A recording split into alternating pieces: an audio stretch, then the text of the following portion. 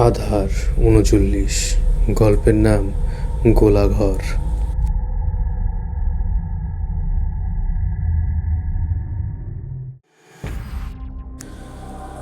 আসসালামু আলাইকুম। অনেকদিন ধরে ভাবছি লিখব, কিন্তু আর লেখা হয়ে উঠছে না। আমি তিশা, লিখছি সিলেট থেকে। আজকে যে ঘটনাগুলো বলবো সেগুলো আমার সাথে আমার গ্রামের বাড়িতে ঘটিত। সুনামগঞ্জের ভাটি এলাকায় আমার বাড়ির আঙিনা পার করলেই ধান ক্ষেত। আল্লাহর রহমতে আমাদের সবই আছে। কোনো এক সময় আমাদের হাওর ভরে ধান করত। ২ থেকে ৩ হাজার মণ ধান সংরক্ষণ করার জন্য আমার দাদা একটি বিশাল ঘর তৈরি করেন, গ্রাম্য ভাষায় যাকে বলে গোলাঘর। জন্মের পরে ওই ঘরে শুধু ধানই রাখতে দেখেছি।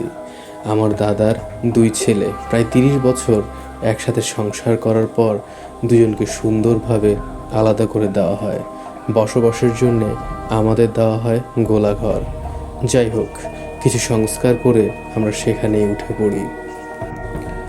৫ রুম বিশিষ্ট ঘরের একটা রুমে আমার কেন জানি খুব অস্বস্তি লাগতো।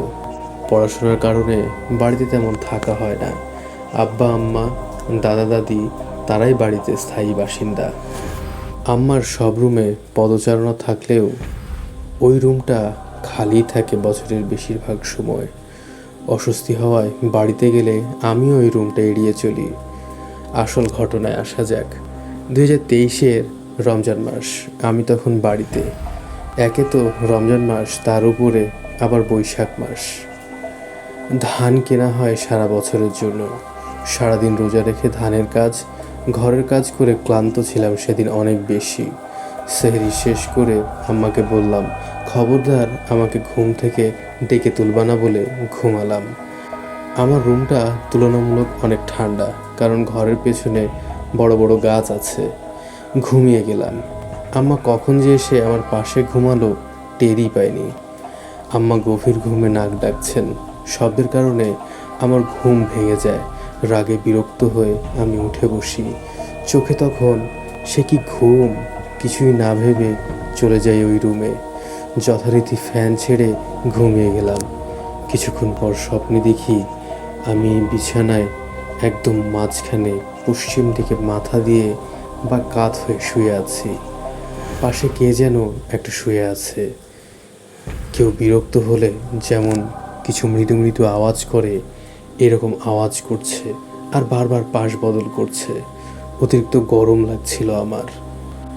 একটা সময় প্রচণ্ড গরমে আমার ঘুম ভেঙে যায়। হালকা চোখ খুলে দেখি ফ্যান ঠিকই চলছে, কিন্তু বাতাস আমার কাছে পৌঁছাচ্ছে না। সারা শরীর ঘামে ভিজে গেছে একদম। ভালোভাবে চোখ খুলে দেখি সব কিছু একদম স্তব্ধ, কোথাও কোনো আওয়াজ নেই। রুম ভর্তি ভ্যাপসা গরম আমার দম বন্ধ করে ফেলেছিল। একটু হুঁশ পেয়ে দেখি সব কিছু আমার স্বপ্নে দেখার সাথে মিলে যাচ্ছে। কিন্তু আমার স্পষ্ট মনে ছিল আমি উত্তর দিকে মাথা দিয়ে ঘুমিয়েছিলাম। পিঠের দিকে অসহ্য গরম। পাশ ফিরে তাকানোর সাহস হচ্ছিল না। সাহস করে আয়াতুল কুরসি পড়া শুরু করলাম। শুরু করা মাত্রই বিছানা একটু কেঁপে উঠল, যেমন কেঁপে উঠে কেউ একজন নেমে গেলে।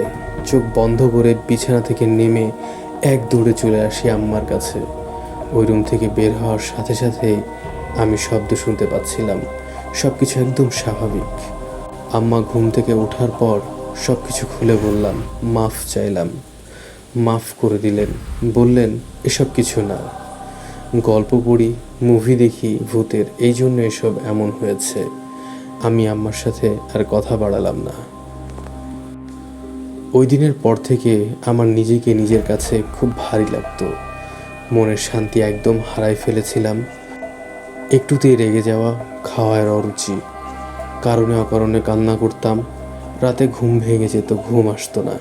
কোনো কিছুতেই মনোযোগ দিতে পারতাম না। পড়াশোনার খুব বাজে অবস্থা।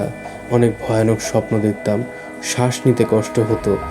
মাঝে মাঝে শ্বাস নিতে পারতাম না, আবার কোনো সময় বের করতে পারতাম না।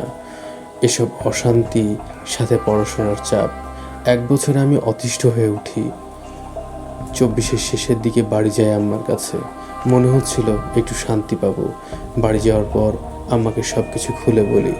আম্মা বলেন, ঠিক আছে, এদিকে একজন ভালো মাওলানা আছেন, তোমার আব্বা কালকে সময় করে একবার নিয়ে যাবেন।